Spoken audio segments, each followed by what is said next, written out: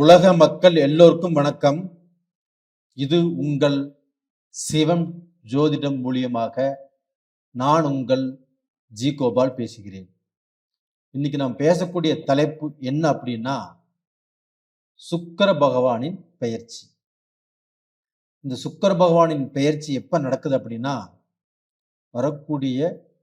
இந்த டிசம்பர் மாதம் 20ஆம் தேதி சுக்கிர பெயர்ச்சி ஆரம்பிச்சு 2026 ஜனவரி மாதம் 12ஆம் தேதி வரைக்கும் இந்த சுக்கிர பெயர்ச்சி, கிட்டத்தட்ட 23 நாட்கள். அப்போ இந்த சுக்கிர பெயர்ச்சி ஆகப்பட்டது ரிஷப ராசிக்காரங்களுக்கு எப்படி இருக்கும், அதை பற்றி தான் இந்த வீடியோல பார்க்க போறோம். இந்த சுக்கிர பயிற்சி ஆகப்பட்டது விருச்சகத்திலிருந்து பெயர்ச்சியாகி தனுசு ராசிக்கு வர்றாங்க.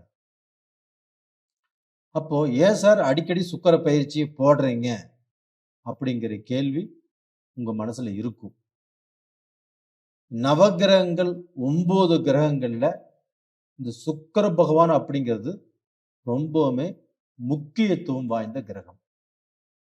சுக்கிரன் அப்படிங்கிறது ஒரு திருமணத்தை குறிக்கும், ஒரு சந்தோஷத்தை குறிக்கும், அவங்களுடைய வாழ்க்கைய ஆடம்பர வாழ்க்கைய, காரு பங்களா வீடு வசதியான வாழ்க்கை, இது எல்லாத்தையுமே குறிக்கும்.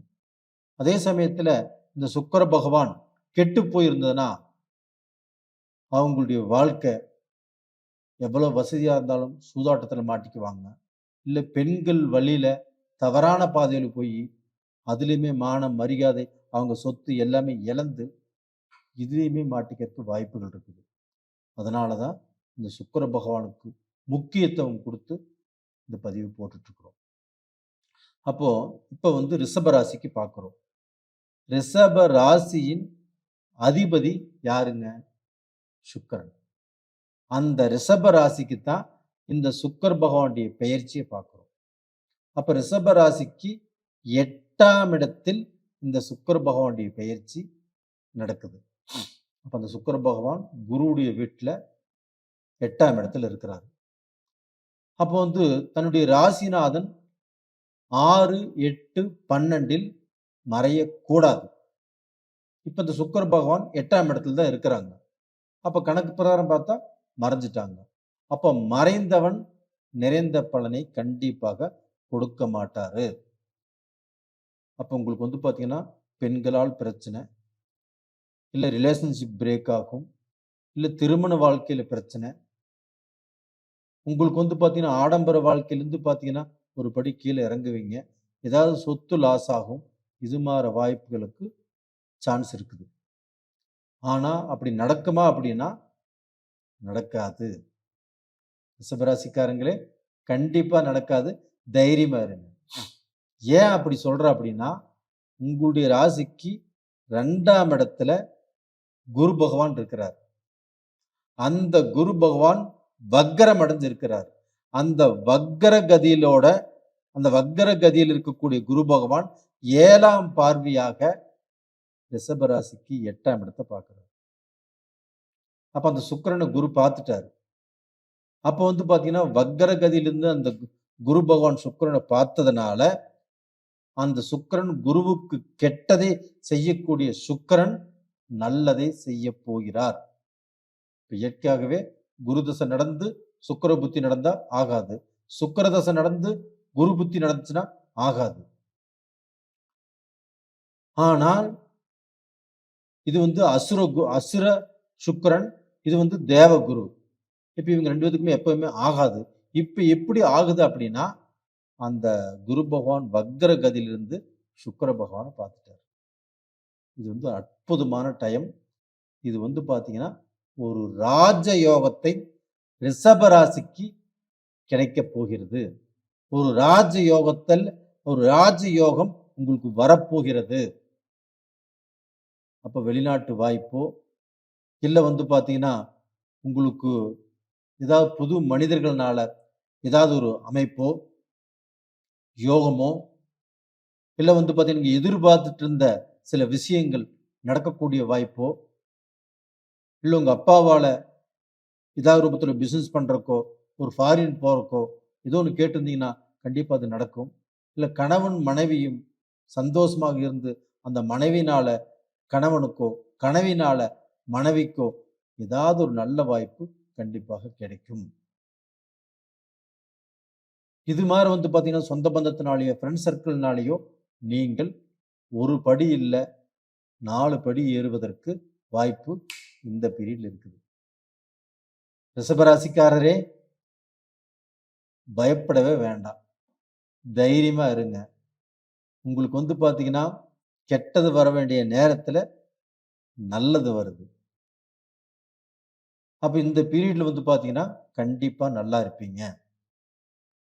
அது போக உங்களுக்கு பார்த்தீங்கன்னா சனி பகவான் உங்களுடைய ராசிக்கு அதி நட்பு கிரகம்.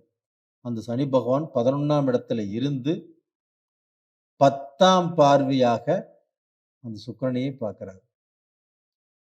இது எவ்வளவு பெரிய யோகம் தெரியுங்களா? அப்போ அந்த தொழில் கிரகம் அந்த சனி பகவான் சுக்கிர பகவானை பார்க்கறதுனால உங்களுக்கு தொழில் நல்லா இருக்கும், வியாபாரம் நல்லா இருக்கும், பிஸ்னஸ் நல்லா இருக்கும். நீங்க வேலை செஞ்சுட்டு இருந்தாலும் அந்த வேலையில் இருக்கக்கூடிய பிரச்சனைகள் தீரும். ஒரு ப்ரமோஷன் எதிர்பார்த்தாலும் கிடைக்கும்.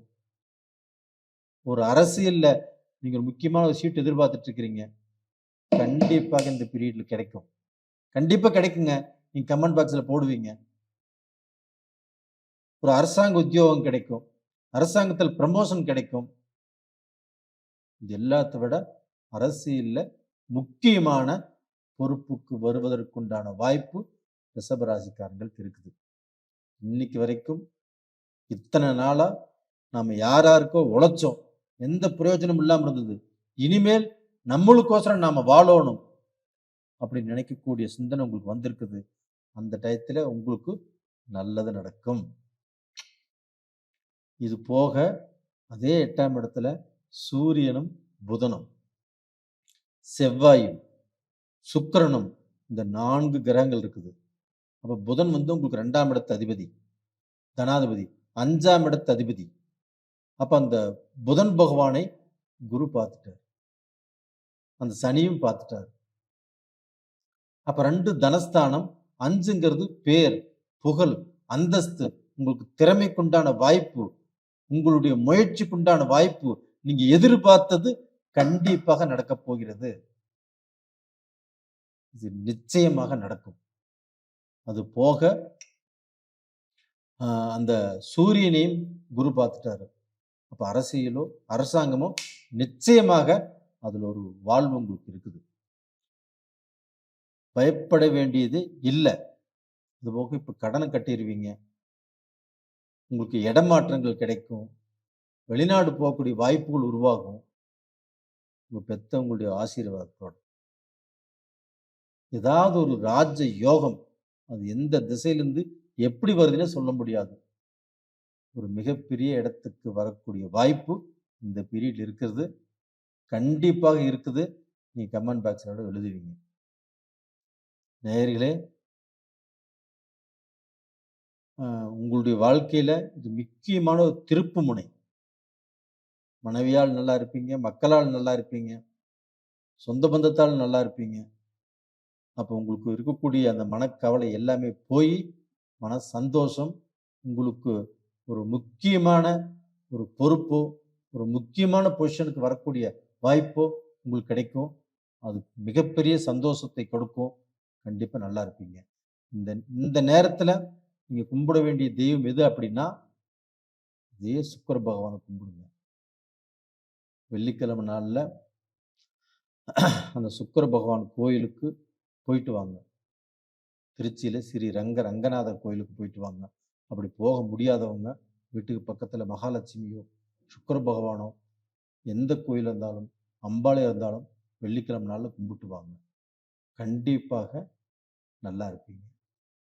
நேயர்களே, உங்களிடமிருந்து விடைபெறுவது உங்களின் ஜி கோபால். நன்றி, வணக்கம்.